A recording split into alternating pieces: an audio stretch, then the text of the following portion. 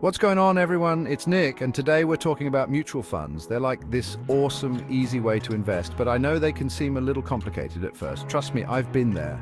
That's why I'm breaking down 5 essential tips to help you get started with mutual funds the right way.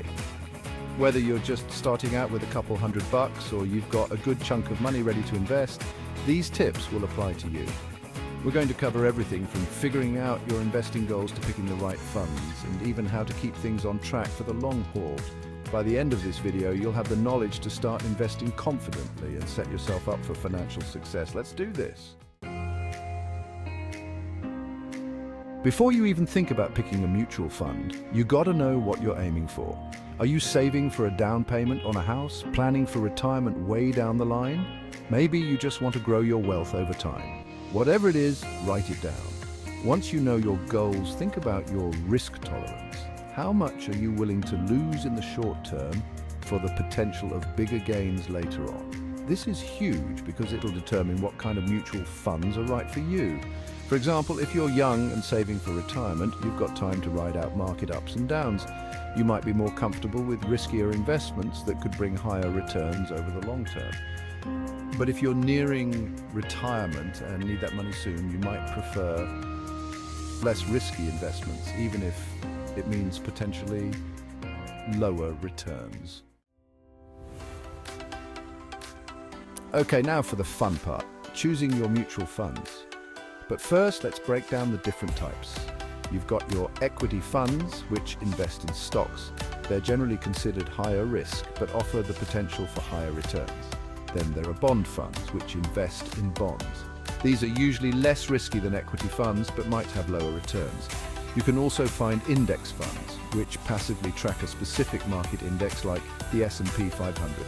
And don't forget about balanced funds, which combine both stocks and bonds to try and give you the best of both worlds. It's like having a whole bunch of different investments all in one package.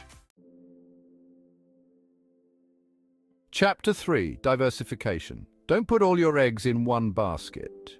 You ever heard that saying, don't put all your eggs in one basket? Well, it's true for investing too. Diversification is key to managing risk. Instead of putting all your money into one mutual fund, spread it across different asset classes, industries, and even geographic regions.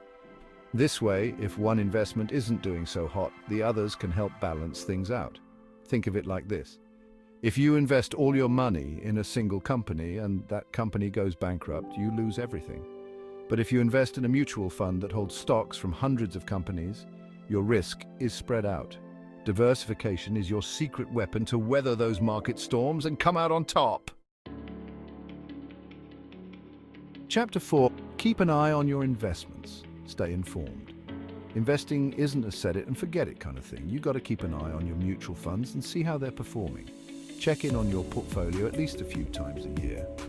Compare your fund's performance to a relevant benchmark like the S&P 500 to see how it stacks up. If your fund is consistently underperforming, it might be time to consider selling it and investing in something else. Remember, you're in control of your investments and your financial future. Chapter 5. Dollar cost averaging. Invest consistently. Timing the market perfectly is nearly impossible, even for seasoned investors. Instead of trying to time the market, consider dollar cost averaging. This means investing a fixed amount of money at regular intervals, like monthly or quarterly. By investing consistently, you're buying more shares when the market is down and fewer shares when the market is up. Over time, this can potentially lower your average cost per share and boost your returns. Plus, it takes the emotion out of investing. You're not trying to guess when the market will go up or down. You're just investing consistently and letting the power of compounding work its magic. There you have it. Those are my 5 essential tips for investing in mutual funds. Remember, investing doesn't have to be complicated. By starting early, setting clear goals and staying informed, you can achieve your financial dreams. Don't forget to do your research. Read those prospectuses carefully.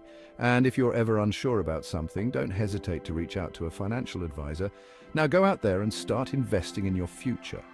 By following these tips, you can make informed decisions and build a solid foundation for your mutual fund investments.